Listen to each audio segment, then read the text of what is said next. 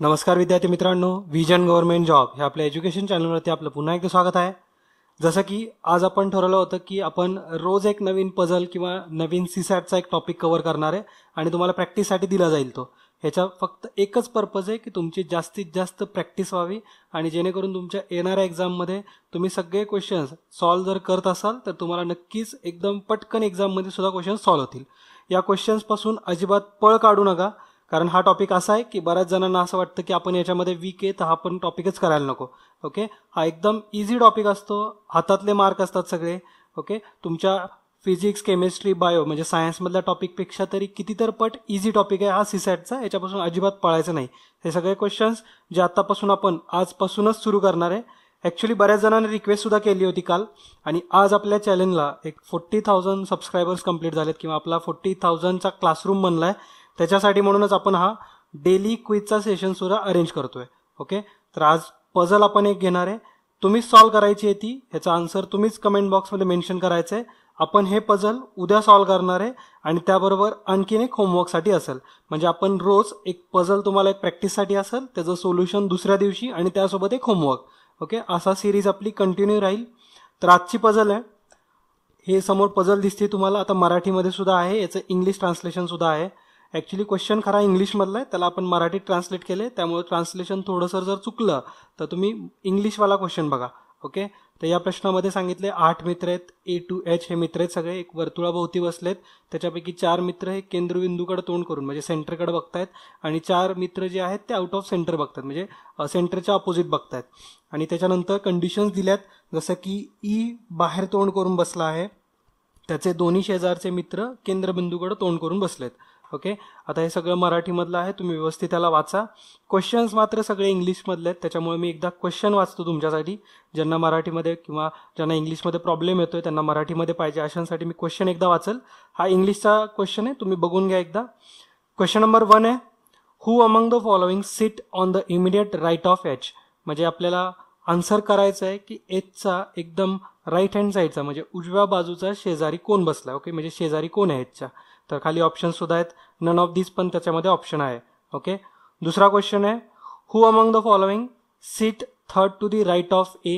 म्हणजे ए पासून third राईटला, third म्हणजे उजव्या एच्या तिसऱ्या उजव्या बाजूला म्हणजे उजवीकडून तिसऱ्या नंबरला कोण बसलाय, तर त्याचे सुद्धा ऑप्शन दिलेले आहेत. क्वेश्चन थर्ड आहे, हा महत्वाचा क्वेश्चन आहे, 4 of the 5 are alike in a certain way based on the information given above and so form a group which is the one that does not belong to that group. असा प्रश्न आहे. याचा अर्थ असा आहे की जे खाली 5 ऑप्शन्स दिलेत HA, FH, GC, DA आणि AE, तर या 5 पैकी 4 असे ऑप्शन आहेत जे एक ग्रुप फॉर्म करतात. त्यांच्यामध्ये काही ना काही सिमिलॅरिटी आहे वरच्या अरेंजमेंटशी संबंधित. म्हणजे जर तुम्ही अरेंज केले तर सिमिलॅरिटी दिसेल 4 ग्रुप्समध्ये, 4 ऑप्शन्समध्ये, आणि एक ऑप्शन असा असेल की तो त्या ग्रुपमधला नाही आहे. तर तो ऑप्शन कुठला आहे हे तुम्हाला आन्सर करायचं आहे. ओके, क्वेश्चन नंबर 4 असा आहे, if all the people are made to sit in alphabetical order in clockwise direction starting from A, the position of whom amongst the following remains the same. म्हणजे असा प्रश्न आहे की जर अल्फाबेटिकल ऑर्डरमध्ये म्हणजे ABCD नुसार जर आपण बसवले क्लॉकवाइज डायरेक्शनमध्ये म्हणजे घड्याळाच्या फिरण्याच्या दिशेमध्ये ए पासून जर आपण सुरुवात केली तर, आणि मग प्रत्येक पोझिशनला A नंतर B येईल, B नंतर C येईल, तर अशा पद्धतीने अरेंज केल्यानंतर कुणाची पोझिशन खालीलपैकी ही अनचेंज राहील किंवा सेम राहील हे विचारले, तर ते पण तुम्ही आन्सर नक्की करा. Question number 5, how many people are seated between A and C.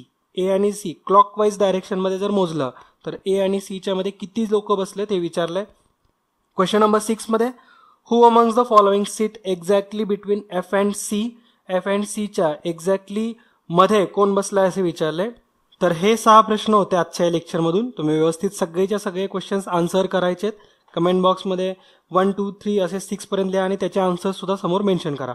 Okay, तर आपण अशा प्रकारचे रोज पझल आपण अपडेट करू, त्याच्यामुळे तुमची नक्कीच प्रॅक्टिस होईल आणि चांगल्या क्वालिटीचे क्वेश्चन आहेत. थोडेसे आपण आता हळूहळू डिफिकल्टी लेवल सुद्धा वाढवू, त्याच्यामुळं डेली तुम्ही त्याला व्यवस्थित फॉलो करा. याच टाइमला एक 9च्या आसपास आपण रोज अपडेट देत जाऊ, रोज एक पझल घेत जाऊ. ओके, त्यांनी तुमची नक्कीच प्रॅक्टिस होईल. आणि जे विद्यार्थी फेसबुकच्या पेजची लिंक नाही आहेत अजून त्यांच्यासाठी रिक्वेस्ट करेल आणखीन एकदा की समोर जी लिंक दिली त्याच्यावरून तुम्ही डायरेक्टली आमच्या फेसबुकच्या पेजवरती जाऊ शकता. तिथं लाईकचं ऑप्शन असेल, रिव्ह्यूचं ऑप्शन असेल, तुम्ही स्टारसुद्धा देऊ शकता आमच्या पेजला आणि नक्कीच त्याला लाईक करून आमच्या कॉन्टॅक्टमध्ये राहू शकता. ओके, कारण त्याच्यावरती पुढच्या येणाऱ्या लेक्चर्सबद्दल प्रत्येक वेळेस अपडेट दिले जातात. ओके, तर ही लिंक तुम्ही फक्त तुमच्या मोबाईलमध्ये टाईप करून किंवा लॅपटॉपमध्ये टाईप करून ब्राउझरमध्ये टाईप करा आणि ओपन झाल्यानंतर फेसबुकचं पेज येईल डायरेक्टली. ओके, तर अशा पद्धतीने आपण दररोज काही ना काही नवीन क्वेश्चन्स घेत जाऊ. तर नक्की सगळे लेक्चर्स तुम्ही फॉलो करा आणि त्याचे आन्सर्ससुद्धा द्या. तर भेटूया पुढच्या लेक्चरमध्ये. तोपर्यंत जय हिंद, जय महाराष्ट्र. धन्यवाद.